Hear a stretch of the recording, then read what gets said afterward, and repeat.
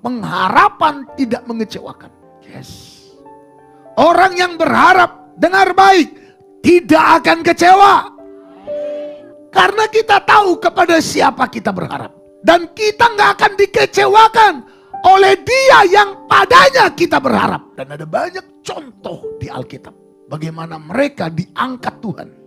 Dipromosikan Tuhan. Dibuat Tuhan berbeda dari bangsa manapun. Karena mereka berharap kepada Dia, sang gunung batu itu. Roma pasal 4. Ayat 18. Kita lihat dulu ayat ini. Haleluya. Ayat ini ya selalu baru ya. Ya. Sebab sekalipun tidak ada dasar untuk berharap. Sekalipun tidak ada dasar untuk berharap. Ya. Namun Abraham berharap juga dan percaya. Ya. Bahwa ia akan menjadi bapa banyak bangsa. Ya. Menurut yang telah difirmankan. Terus. Demikianlah banyaknya nanti keturunanmu. Gak ada lagi dasar. Kenapa gak ada dasar berharap? Ayat 19. Ya. Imannya tidak menjadi lemah. Ya. Walaupun ia mengetahui. Ya. Bahwa tubuhnya sudah sangat lemah. Inilah yang membuat Abraham sebenarnya gak punya dasar lagi berharap. Satu. Tubuhnya sudah sangat lemah. Kenapa? Terus? Karena usianya telah kira-kira 100 tahun. Ya udah kakek 100 tahun saudara. Makanya gak ada dasar lagi berharap untuk punya anak. Tubuhnya sudah sangat, bukan lemah, sangat lemah. Karena usianya telah kira-kira 100 tahun. Terus?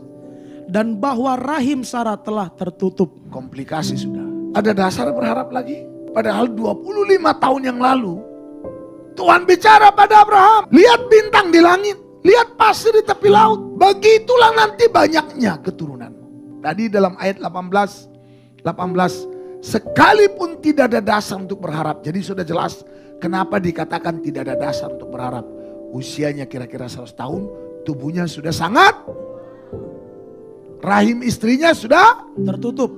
Ya iyalah, mau gimana lagi mau punya anak seperti ini. Tapi saudara yang diberkati oleh Tuhan dikatakan bahwa ia berharap juga dan percaya. Itulah yang Tuhan inginkan darimu dan saya. Kita harus ekstrim sama Dia. Radikal. Itulah pengharapan itu sangat dahsyat. Bagaikan sawu yang kuat. Sawu yang kuat. Sehingga kita punya keberanian percaya. Katakan amin. Amin. Tadi dalam ayat yang ke-12 2 Korintus pasal 3.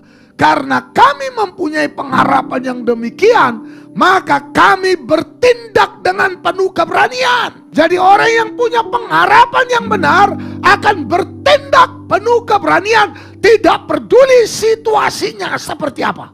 Dan itu keren. Kurang lemah apa lagi? Kurang contoh apa lagi Abraham ini? Buat kita sekarang.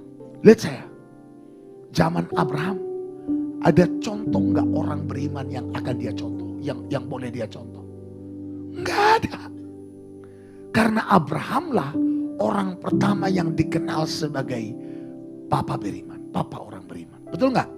Jadi nggak ada contoh. Tapi dia bisa beriman seperti itu kepada Tuhan. Luar biasa. Dan sudah tahu kisah ini kurang lebih 6.000 tahun yang lalu. Sementara kita sekarang sudah punya banyak contoh iman. Di sekitar kita banyak orang beriman yang menguatkan kita. Pertanyaan saya, dulu kalau Abraham lagi lemah, ada enggak orang atau saudara seiman yang menguatkan imannya? Enggak ada siapa. Siapa yang mau kuatkan imannya? Semua orang kafir. Tidak ada yang kenal Tuhan. Betul tidak? Coba saudara udah tahu sekarang posisi Abraham kayak apa saat ini. Tapi dahsyat banget ya. Dia bisa tunjukkan kepada kita sekarang. Kalau iman, pengharapan tidak pernah mengecewakan. Maka jangan pernah tangguh mempercayai Tuhan. Jadi kalau saudara sudah bangkit dan pulih, kau akan percaya penuh kepadanya. Bahkan kelaparan, kemusnahan pun akhirnya kau tertawakan. Hanya iman Kristen yang bisa ngajarkan ini. Agama apapun di kolong langit ini gak punya ajaran kayak gini. Karena Tuhan yang gak bisa jamin. Tapi Tuhan kita adalah jaminan yang pasti.